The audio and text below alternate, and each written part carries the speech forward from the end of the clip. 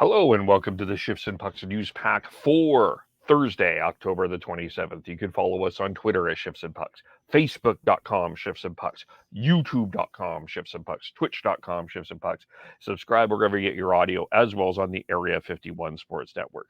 We have Matt DeBoer from Fireside Chat, Noah Adler from the Flames Nation, and Devin joining me to talk a little bit about the Calgary Flames Focus podcast tonight. As you know, they are 5-1 to start the year. There's some good, there's some bad. In some ways, there's still some questions. Not a perfect team. Uh, an interesting practice today we'll get into, as well, as this was one of the, probably a lot of people said, the hardest practice that Sutter has put his troops through. So we'll talk about that. Potential name coming up that Dan and I talked about last week as a potential name has come to the forefront in Calgary. Talking about if that works. So we'll get into the Calgary Flames later today. So join us. Scheduled time live is about 6 o'clock Mountain, around between 6 and 7. We're just going to be working that out there as well. So join us for that. Meanwhile, the Vancouver Canucks are in action tonight and tomorrow. So tonight they are in Seattle to take on the Kraken. As we know where the Canucks are at in the standings. They are 0-5-2. They have yet to win a game here. Thatcher Demko is expected to get the start and goal for the Canucks tonight, and look like Martin Jones will get the call and goal for the Kraken. And the Kraken. Let's start. We've talked a lot about the Canucks. There's a lot of conversations about the Canucks. Well, I want to talk a little bit about the Kraken, who are 3-3-2 with 8 points. And didn't predict them to be a playoff team. And right now they are tied with the Oilers in terms of points, but the Oilers have a game in hand. The Oilers have won 2 in a row. Kraken coming off a win. But they got Matty Beniers, and he's turned out to be a really good start. He's off to a good start, and I think he's going to be one of those players that we talk about when we start nominating players for real for the Calder. I believe that we will be having conversations about Matty Beniers. But Oliver Borkstrand and Andre Burakovsky were quietly good acquisitions for the Seattle Kraken. They didn't have a lot of offense last year. They didn't have a lot of anything last year, quite frankly. But this year, their forward group is a lot deeper and a lot better. Ryan Donato, who was a regular last year, is back. Brandon Tanev let's go back to Ryan Donato, is not a regular. Brandon Tanev was injured last year. He's back. I think he brings it he's much different player. And here brings the Kraken to a much different place. You've got, of course, Yanni Gourde. I'm a big Yanni Gourde fan, and so overall, and you subtly brought in Justin Schultz to help out with defense. Kraken are a much better team than I think people recognize, and I think we're kind of my sneaky surprise team in the West. And this is not the bingo card game for the Vancouver Canucks. This is not going to be an easy game in any way, shape, or form. You've got Jared McCann, who started to come into his own, and Andre Burakovsky leading the way in points with 7. You've got Martin Jones, 3.31 goals against average. You've got, in terms of goals, Jared McCann leading the way with 4. And in terms of assists, Burakovsky 4. Vince Dunn playing really well on defense as well. Going to be a tough game for the Canucks, who are starting Thatcher Demko, without Brock Besser, without Quinn Hughes, without Travis Dermott, without Curtis Lazar. So it's looking, like be an interesting matchup. Looking at the lines that Mike Benton tweeted out earlier today here, and seeing where the Kraken are at, here in terms of the lines what to expect. Pardon me. Um, we've got, sorry about that. I thought I had that in one place here, but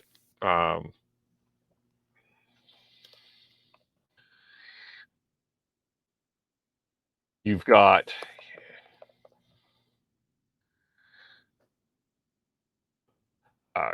you've got Oliver Benton, Martin Jones again starting in goal. And lines looking at Jaden Shorts likely available. He had a maintenance day. Martin Jones started in goal. Lines Wenberg, Burakovsky, Borkstrand, Beniers, Donato, Eberle, Yanni Gordon, McCann, and Kuhlman, Geeky, Tanev, and Sprong. Defensively, Vince Dunn, Adam Larson, Jamie Alexiak, Justin Schultz, Susi, and Borgen. Another guy, Borgen is a good defenseman. I really like him. And as I said, Marty Jones on the starting in goal as Philip Grubauer out for a while with an injury there. So that's where the Kraken are at. So this is going to be an interesting game. The Penguins are in town tomorrow, here already practicing. So, we'll see who the Canucks start in goal tomorrow. But that's that Kraken 3-3-2, Canucks coming in 0-5-2, and looking at just offensively who's leading the way here. You've got Pedersen leading the way with 7 points. You've got Thatcher Demko is at a 4.06 goals against average. That's just not expected for that. Bo Horvat, JT Miller leading the way in goals with 4, and assists Quinn Hughes leading the way with 5. So, but it's needless to say here, media comments yesterday, lots of speculation. The speculation around Vancouver will run rampant, can cure things if they can win, not one, but if they can win both. I think people will start to maybe feel just a touch better about what's going on here in Vancouver. A split or 0 a split. I think people are still in the same pot. 0-2, I think, is just I don't know. You cannot start this season with 9 losses in a row, even if you get a regulation point or 2 regulation points. That's where we're at there with the Vancouver Canucks. Let's look at the schedule here for the week and here because we've got lots of games tonight. Return. Looks like we'll get a debut.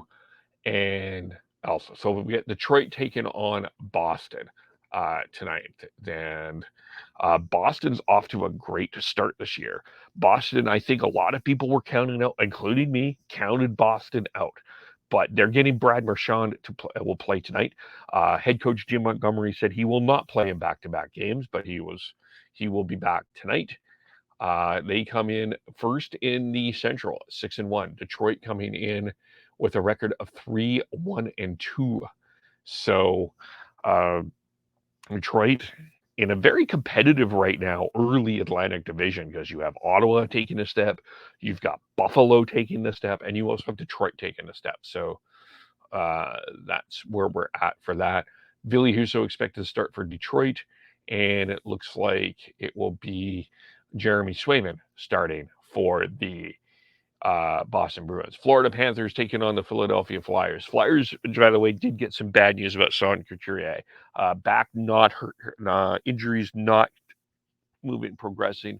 They've halted his skating right now, so he's going to be out for a little bit longer. Sergei Bobrovsky is expected to get the call and goal for the Panthers, who are coming 4-2-1. And in terms of the standings right now, second in the Atlantic, the Flyers. I think a little bit of a surprise, but some people are expecting a fade here, 4-2. Right now, third place in the Atlantic. So, and they will start with Carter Hart tonight in goal. And you've got the back injury from Couturier. You've got a lot of injuries. Cam Atkinson out. James Van Riemsdyk also out. The Minnesota Wild, who who were playing the Vancouver Canucks a couple weeks ago. There was panic in Minnesota. They are starting to roll a little bit here. They're now 2-3-1. They're taking on the Ottawa Senators without Josh Norris. Right? Cam Talbot's former team, unfortunately, Talbot will not play. You've got Marc-Andre Fleury starting in goal for Minnesota. You've got Anton Forsberg will be the starting goaltender for the Ottawa Senators. A lot of people very high on Shane Pinto. That line of Pinto, Mott, and Joseph Beacon is the line. Mark Kastelik is going to play tonight here as well. So that's what's going on in Ottawa, as their 4-2 record has them for Ottawa third in the Atlantic. Minnesota is sixth in a competitive so far Central Division. The Canadians taking on the Sabres. Sam Montembeault expected to get the call in goal, as the Canadians are 3-4. The Sabres 4-2. You've got came off a really successful road trip. Lost to Seattle, but they had a pretty successful road trip. Eric Comrie getting the call in goal here as Buffalo plays tonight. And if I have this right, yeah, third home game for Buffalo this year. So not a home opener. Blues Predators. And for Central Division rivalry game there. The Blues coming off the loss to the Oilers last night. We'll talk about them in a second. Good game, by the way. Watch that game. Good game. But the Predators 3-2, or Predators 2-4-1, Blues 3-2. Thomas Greiss expected to get the call for the Blues, as Jordan Binnington tried his darndest to get Evan Vander Kane into a fight. Didn't happen. But so that's what's going on there. And UC Saros expected to get the call and goal for Nashville. They got Mark Borowiecki. He was taken out of a stretcher. He's injured with an upper body injury. As aforementioned, Oilers taking on the Blackhawks, who are surprising everyone here, but not expected to sustain. But let's focus on the Oilers, because they are getting production from their, obviously, but they're getting production, not only offensive production, but I'm going to say this again, Leon Draisaitl is becoming a true all-round center in this league. Like, I think it's becoming noticeable. I feel like he changed a lot after the confrontation with Jim Matheson. Playing hurt in the playoffs, he had a spectacular playoffs. I honestly think I've been very impressed with what Draisaitl has been so far this year. I will continue to pound that train for him right now. Been impressed. Oilers playing a really good game, and now it's got a very interesting situation right now. Not unlike the Flames with Vladar, Stuart Skinner is giving them really good goaltending. The goaltending has been better in Edmonton, and that's not necessarily been Jack Campbell. I mean, Campbell's been okay, but Stuart Skinner is providing something as well. Still going with 11 forward, 7D, as Dylan Holloway still out. Alex Stalock will get the call and goal. Lots of injuries in Chicago. Peter Mrazek, Tyler Johnson, Jalen Lupin, Boris Kachuk, who they got in the Brandon Hagel trade last year. So we'll talk about that. Sam Lafferty making an impression as well. Capitals and Stars. Stars started off 4-1 to start the year, but they've lost to Ottawa and Boston this week. So we'll see what happens there heading back home. Darcy Kemper getting to start in Washington. And you've got Jake Ottinger starting in Dallas. No Miro Heiskanen tonight. And Nils Lundqvist was paired with Ryan Suter is expected. I just think this team is better with Miro Heiskanen. Another Calder candidate, though, to watch. Wyatt Johnston making a really good impression here. And, of course, the Canucks and Kraken we talked about. And then you've got the Jets and the Kings. Jets 3-3. Connor Hellebuyck getting the call and goal. Kings 4-4. And Jonathan Quick will get the call and goal. No Alex Iafallo, by the way, with a lower body injury. And then the Maple Leafs are taking on the San Jose Sharks. The Leafs coming off the loss to the Vegas Golden Knights. 4-3. not quite on their game yet. Toronto, I still think lots of work. They're scratching Kyle Clifford, scratching Wayne Simmons, scratching Philip Kral, no Nicholas Ube Kubel. Um, so we'll see what happens there. And you got Jake Muzzin down. You got Timothy Liljegren out too. So Victor Mete, Mark Giordano is your third pair. San Jose, they're starting Capo Kakinen tonight. So that's the lineup of games going on in the National Hockey League. Let's focus a little bit on the Arizona Coyotes. There was some news today, and I think you probably have seen the Twitter tweeted out what them building the visitors arena in the new small arena. John Shannon was on Donnie and Dolly today. I think what is expected here is there's some confusion. The Arizona Wildcats won't give up their dressing room, but they're willing to give up their dressing room for the start while this visitor dressing room is being built. So Coyotes will get the Arizona Coyote Wildcats dressing room, and then the Coyotes will get the visitors will get the first dressing room, and as they prepare for their home game. But the real news out of Arizona here, I think, is a couple of things here, and another significant thing here for the Coyotes as well, involving Jacob Chikrin, who is a player a lot of teams are looking at here. But this is according to Greg Morgan, Coyotes president and CEO Xavier Gutierrez says that the Tempe City Council will vote November 29th on a proposed Tempe Arena and Entertainment District. Per sources, that vote could actually come even sooner. Just reading for some information here, as far as that arena goes, they're expecting it to go through and move forward. I know that there's a lot of people, and I'm probably one of them, that thinks that Gary Bettman has stayed too long with Arizona. But the other side of that, for me, is I want to see what this little arena experience is like. It's not going to be great. It's not ideal, but maybe there's something unique that could come out of this. And maybe I'm stretching this a little bit because it just feels so un NHL or un big league. But sometimes in these situations, we can learn something from it. So I think that there's a learning opportunity here for the Arizona Coyotes. Not ideal, not what anybody wants. Absolutely. But we'll see what happens here for the Arizona Coyotes. In terms of other injury news going on here,